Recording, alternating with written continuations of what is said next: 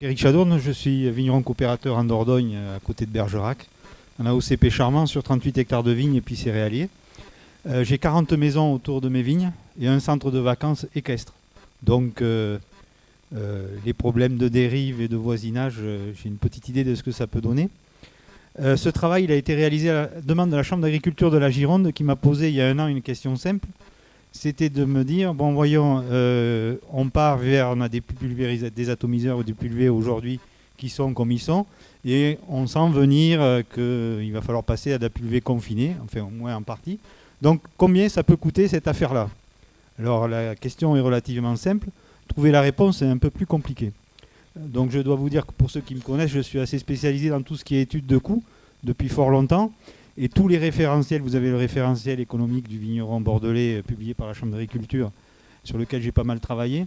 Tous les référentiels sont globalement justes en termes de coûts. On peut comparer des exploitations avec des vignes plus ou moins larges, des exploitations bio, etc. Par contre, dès qu'on veut zoomer sur une pratique particulière, ça devient très, très compliqué de comparer. Donc, je vais essayer de vous montrer ce que j'ai essayé de faire et ce qu'on a développé avec la Chambre d'agriculture.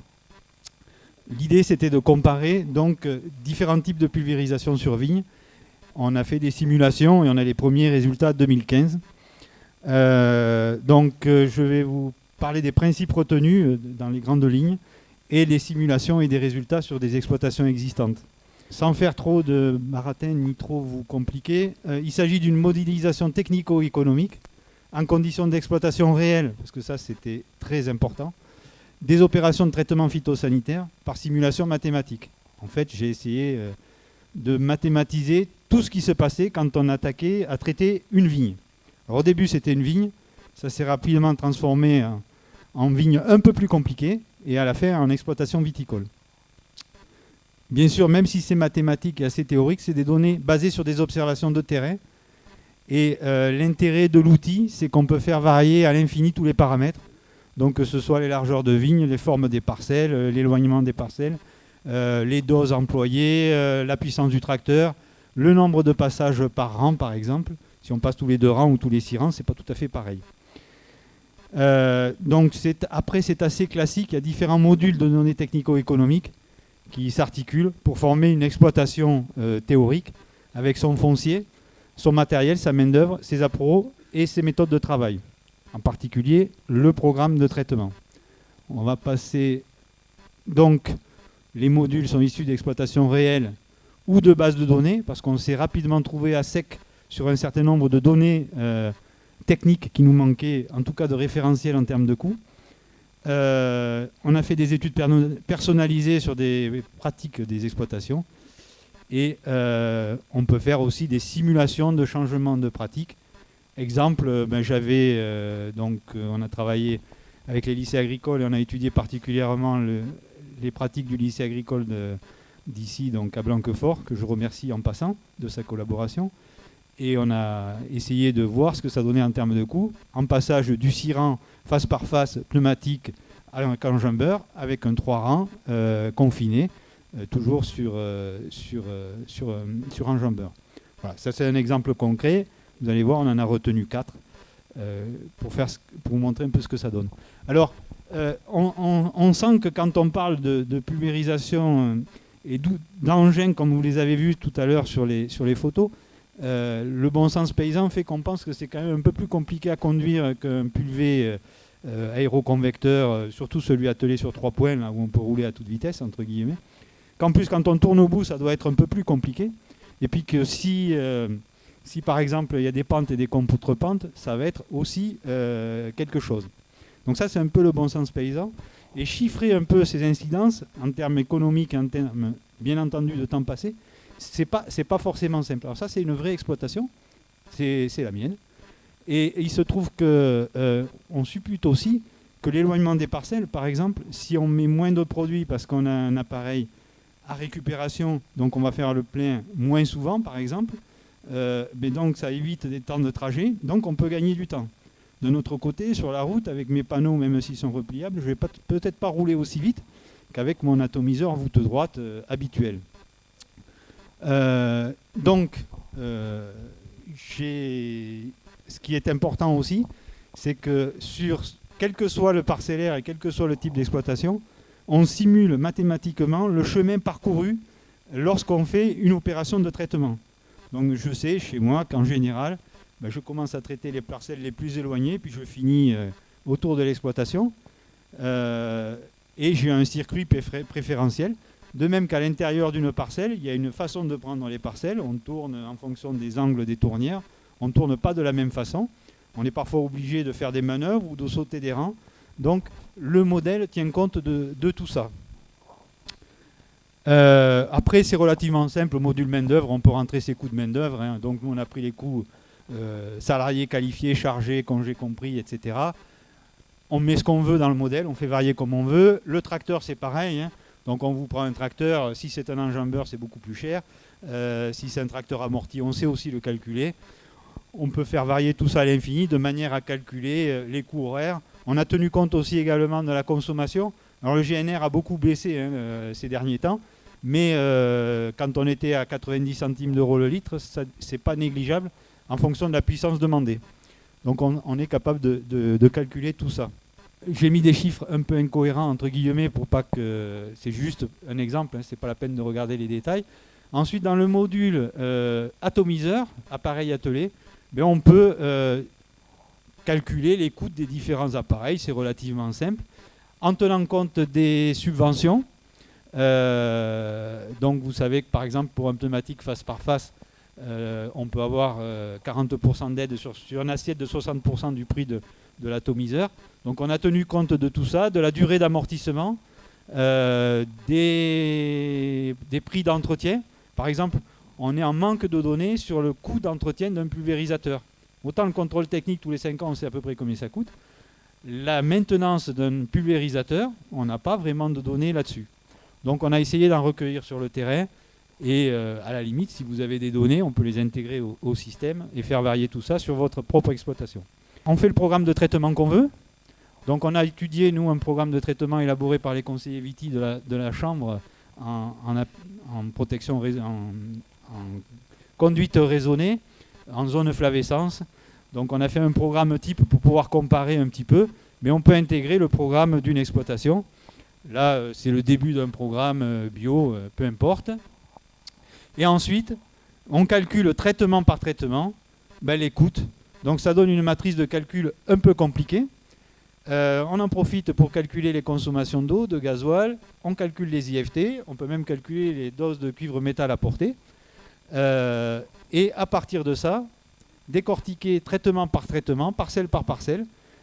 En sommant tout ça, on peut étudier, arriver au résultat des coûts économiques sur une parcelle, un type d'exploitation, par traitement, un petit peu comme on veut. Et on fait varier on peut faire varier les paramètres à l'infini. Ensuite, on a confronté ça en 2015 à la réalité du terrain. Et puis on a choisi quelques exploitations pour comparer les pratiques actuelles aux confinés. Donc je les remercie en passant. J'ai même cité leur nom puisqu'il n'y a pas de souci particulier.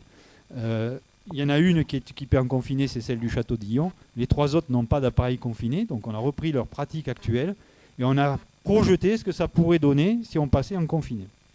Le premier, c'est Patrick Vasseur, il a 12 hectares, en vigne à 3 mètres et à 3,50 mètres dans l'entre-deux-mer. Il a un appareil face par face pneumatique où il passe donc tous les 2 rangs dans les vignes, qui est amorti, donc il ne lui coûte pas grand-chose. Et on a regardé ce que ça donnerait s'il achetait un confiné. Avec un programme type Chambre d'agriculture au niveau des traitements, il a une réduction des IFT, il passe de 10,3 dans ce cas-là, IFT à 8,7, tout simplement par l'économie de produits, puisque entre un pneumatique face par face et un confiné, on a une économie de 104 € par hectare de produits, mais ça veut dire qu'on a mis moins de produits. Alors j'ai tous les détails si vous voulez les avoir.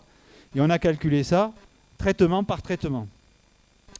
Ce qui se passe sur ce type d'exploitation, comme il passe déjà tous les 2 rangs, c'est relativement plat aussi, il a un parcellaire assez facile à travailler, ce qui fait que En temps passé, il passe plutôt moins de temps quand il a un appareil confiné, tout simplement parce qu'il fait moins souvent le plein, puisqu'il met moins de produits, puisqu'il récupère du produit. Voilà.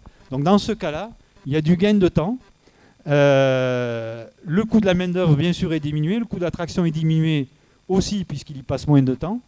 Le coût des produits aussi. Par contre, pour 12 hectares, s'il achète un atomiseur confiné, malgré les subventions, ça va lui coûter sur une année 5 200 € de plus, quasiment. Et donc, à la fin, malgré l'économie de produits, il se retrouve, il passerait, si vous voulez, vous avez le total en bas, il augmenterait son coût hectare, tout compris, de 233 €. Alors, c'est des calculs un peu théoriques, mais il n'empêche que ça marche. Et c'est ce qui... on a validé ce qui est fait actuellement par rapport au restant. Alors, pour préciser aussi, on tient compte des vitesses d'avancement, de la vitesse de tournée, puisqu'avec un appareil un peu plus encombrant, on ne tourne pas forcément aussi vite. On compare aussi, on a les consommations d'eau qui sont comprises. On a aussi tenu compte des temps de lavage, des temps de maintenance. Laver un appareil confiné, ce n'est pas tout à fait pareil que nettoyer un appareil classique. C'est plus compliqué à laver, à nettoyer à l'intérieur. Les rampes sont compliquées à nettoyer. Par contre, on gagne du temps puisque par définition, c'est confiné. Donc, il n'y a pas de produit sur l'atomiseur ni sur le tracteur. On n'a pas besoin de laver un tracteur quand on a un appareil confiné. Voilà. Donc, on a essayé de chiffrer tout ça. On a eu un stagiaire qui a chronométré rang par rang ce qui se passait. Et donc, les données là ont quand même été validées cette année. Deuxième cas, c'est chez moi. Alors, il y a eu un certain nombre de simulations de fait. Et on s'est rendu compte, et on retombe sur les mêmes résultats que les lycées, on s'est rendu compte qu'on mettait globalement plus de temps avec des appareils confinés, c'est globalement chronophage, et on a considéré qu'il ne fallait pas passer plus de 2 jours sur un traitement à cause des délais de réentrée, de l'organisation, et puis tout simplement de la pression phytosanitaire. Quand c'est le moment d'y aller, on ne peut pas passer une semaine à traiter. Donc à partir de là, on s'est vite rendu compte qu'il y avait un seuil qui visiblement était assez commun, c'est-à-dire que quand on a un 2 rangs, et ça marchait même pour le 3 rangs au château d'Illon, quand on a traité 20 hectares, en général on a passé 2 jours et il est temps d'arrêter de traiter. Le problème c'est que 20 hectares en 2 jours, mais après ça ne fait pas 40 hectares. Donc on se retrouve dans des configurations, ce qui est le cas chez moi, de ne pas pouvoir tout traiter avec un seul appareil, d'autant plus qu'au départ, je passe tous les 4 ans, alors que là, je suis contraint à passer tous les 2 rangs pour tous les traitements. Donc j'ai testé, tous les 4 ans, ça marche, les papiers hydrosensibles, etc. Bon, par contre, la dérive, c'est pas forcément top. Mais en termes de temps, sur les premiers traitements, je gagne énormément de temps par rapport à un confiné. Donc je me retrouve, on ne va pas trop rentrer dans le détail, avec une économie de produits. J'ai pris le programme Chambre d'agriculture, donc qui est similaire à celle de Patrick Vasseur, il n'y a pas de souci là-dessus, les IFT sont les mêmes. Par contre, en temps passé, alors, donc du coup, on a fait une hypothèse, excusez-moi, là-dessus, où en disant, je ne peux pas tout traiter avec confiné, donc j'ai fait des calculs avec 2 appareils confinés, ce qui implique 2 tracteurs, 2 chauffeurs, 2 appareils. C'était tellement délirant qu'on a arrêté, et donc j'ai fait l'hypothèse en gardant mon ancien atomiseur, et en continuant avec un appareil confiné sur les surfaces sensibles, autour de mes 40 maisons et mon centre de vacances, sur à peu près une vingtaine d'hectares. Donc du coup, je me retrouve quand même avec 2 tracteurs qui tournent. Bon, les tracteurs, c'est une chose, mais surtout 2 atomiseurs. Donc ça augmente les investissements de départ et l'économie. Donc je passe plus de temps dans ce cas-là, dans cette configuration-là. Je passe plus de temps, puisque le temps moyen par traitement, si vous regardez, est de 24,8 heures, alors qu'avant, j'étais à 21,8 heures. On a aussi tenu compte des temps de traitement le plus long, c'est-à-dire le facteur limitant, où là on a eu aussi une augmentation non négligeable. Finalement, en termes de coût, sur une exploitation comme la mienne, ça ferait 3 500 € de plus pour l'année en cumulé, tout traitement confondu. Voilà. Donc on peut aussi moduler les programmes de traitement sur une année à plus forte pression, voir ce que ça donne. Mais dans mon cas, ça pose un problème d'organisation de travail pour arriver à tout suivre dans des conditions acceptables. Donc sur Château d'Illon, on a fait exactement le même type de calcul. Et là, c'est encore plus sensible en termes d'organisation, parce qu'on passe d'un 6 rangs, donc 12 faces, enjambeur, pneumatique, à un confiné 3 rangs. Et là, après discussion avec eux, quelques séances de travail, on a fait l'étude en disant, c'est ce qui a été présenté tout à l'heure brillamment par les étudiantes, et notre ministre de l'Agriculture, qui n'est pas qu'une buse d'ailleurs. Excusez-moi, c'est trop facile. Et donc on a fait la simulation avec 2 appareils de traitement. Je ne reviens pas sur les complications que ça implique en termes d'organisation.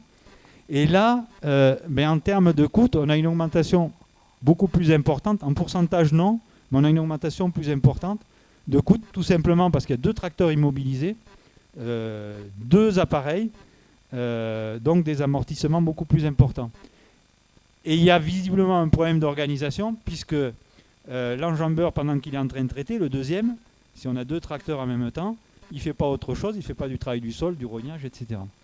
Ce qui est apparu aussi, puisque ça n'a pas forcément été dit, c'est que le 3 rangs était plus facile à conduire qu'un 6 rangs face par face, mais que finalement, vu le temps de parcours, puisqu'il faut faire 2 fois plus de kilomètres dans les vignes que par rapport à un 6 rangs, même si le 6 rangs met plus de temps pour tourner au bout, à la fin, il faut beaucoup plus de temps avec un 3 rangs.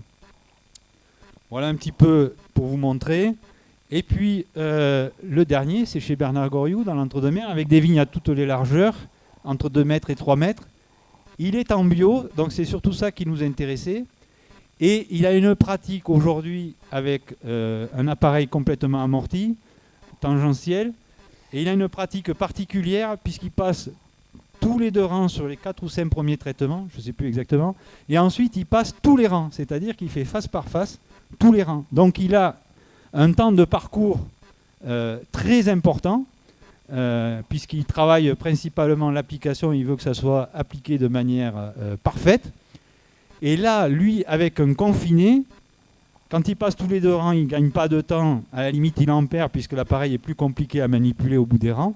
Par contre, quand il passait tous les 2 rangs, avec son confiné, il gagne du temps puisqu'il passe finalement tous les 2 rangs au lieu de passer tous les rangs. Donc, il se retrouve dans une configuration où globalement, il va passer moins de temps à traiter s'il prend un appareil confiné. En plus, lui, il se retrouve dans la situation où il passe en moins de temps, donc ça coûte moins cher en main-d'œuvre et en coût de tracteur. Par contre, l'investissement est important et il a donc un surcoût d'amortissement qui se retrouve compensé par ce que je viens de dire avant et surtout l'économie de produits. Là, j'ai pris son programme bio. Je crois qu'il y avait 12 traitements sur l'année. Il est en zone flavescence aussi, donc il y a du passage de piré vert. Et il se retrouve avec une économie, lui, c'est étal en termes de coûts. Ce qui est très important aussi, il y a eu un décalage au montage, je suis désolé. L'IFT, bon, en bio, c'est un peu compliqué. Par contre, la dose de cuivre métal apportée, sur ce programme-là, c'est son programme 2015, il était à 4 kg l'année dernière. Avec le même programme, compte tenu des taux de récupération qui restent à valider avec des bouillies assez épaisses en bio quand même, malgré tout, il passerait à 2,5 kg de cuivre métal. Ça, c'est très important parce que ça veut dire que quelque part, ça lui offre une latitude de traitement plus importante. Il gagne du potentiel en cuivre métal. Donc, il pourrait traiter un peu plus, être peut-être plus efficace en période tendue. Donc ça, c'est très très important. Voilà ce qu'on pouvait dire sur les 4 exploitations, dont 3 que je remercie pour leur collaboration. On en a tiré quelques conclusions qui seront validées cette année. Tous les calculs seront étendus sur les fermes défis suite à décision de la Chambre d'agriculture. Et on a un certain nombre d'idées sur ce qu'il faut observer pour être plus performant sur cet outil. Globalement, le matériel reste cher malgré les subventions. Il est globalement moins gourmand en puissance exigée du tracteur, donc il y a des économies d'énergie observées. L'augmentation du temps de nettoyage et des coûts de maintenance n'est pas très bien chiffrée, mais on sent que c'est quand même beaucoup plus compliqué, parce qu'il y a plus de rampes, plus de tuyaux, etc. C'est plus fragile. Donc on a besoin de données là-dessus, mais il y a une augmentation des temps de nettoyage et des coûts de maintenance. C'est parfois plus facile à nettoyer, ce que je disais tout à l'heure. Il n'y a plus besoin de nettoyer le tracteur quand on a fini de traiter. C'est un matériel globalement chronophage. Le temps passé sur nos observations peut augmenter, selon les cas, de 10 à 30. Il manque le 10%. Il y a des morceaux qui sont partis au montage. De 10 à 30% par traitement en moyenne. Un point important, on remplit moins souvent quand on est confiné, à dose et à bouillie à portée égale. Donc ça peut être non négligeable, surtout quand on a des parcelles éloignées. Ce qu'il en ressort aussi, on est tous d'accord là-dessus, c'est qu'en période de pointe et de forte pression, il faut réorganiser complètement son travail si on passe en confiné. Ça, c'est pas neutre. Il faut changer les habitudes et se réorganiser. Donc ça, c'est quelque chose qui est difficile à chiffrer. Globalement, on observe une diminution des doses utilisées et des doses de cuivre et des IFT. Bon, il faudra remesurer un petit peu les taux de récupération dans certaines conditions, en particulier en bio, parce qu'on peut imaginer qu'il puisse se passer des choses différentes. Il y a des mesures en Charente aussi qui ont été faites qui sont fort intéressantes, en fonction du type de vigne aussi. Mais globalement, on diminue les coûts de produits, et donc sur l'aspect environnemental, c'est pas neutre. On récupère aussi les produits en cas de pied manquant. Avec la mortalité au vignoble, ça peut être non négligeable. On a essayé d'en tenir compte dans le modèle mathématique. On s'est aussi aperçu qu'il y avait c'est une observation un peu plus technique, c'est que comme on voit plus qu'on traite quand on est confiné, il faut penser à équiper les appareils soit de débitmètre, soit de mano, rampe par rampe, de manière à éviter les accidents de pulvérisation. Si on a du bouchage par exemple, on ne le voit pas quand on est en confiné. Voilà, on a aussi observé, là on est d'accord, les calculs ont été faits par les lycées et la DRAF, l'optimum des appareils confinés est à 20 hectares, donc il y a un effet de seuil important pour les coûts. Celui qui voudrait passer en tout confiné, ça peut, à 20 hectares c'est bon, en dessous mais ça coûte beaucoup plus cher puisqu'on n'a pas l'effet diviseur des hectares. En dessus, s'il faut acheter un deuxième appareil, ça devient compliqué. Je ne reviens pas sur les aspects d'organisation. Au mieux, il y a quelques économies en termes économiques, mais il y a globalement une augmentation des coûts de 10 à 30%. Voilà, j'en ai terminé. Je vous remercie de votre attention.